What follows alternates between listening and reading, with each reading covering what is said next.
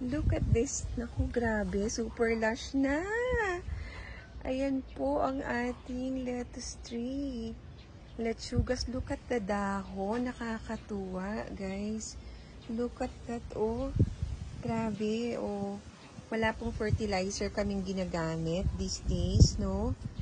Pero tignan nyo naman. Super beautiful ng ating lettuce tree. Ayan. Ito po yung binigay sa atin ng isa sa ating mga kaplantito.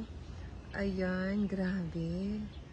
Wala naman po kaming ginagawa dito lately, no? Hindi po namin nilalagyan ito ng fertilizer, but I think gustong-gusto niya yung, I don't know, lamig ng panahon ba ngayon? Look at that, so pretty! No?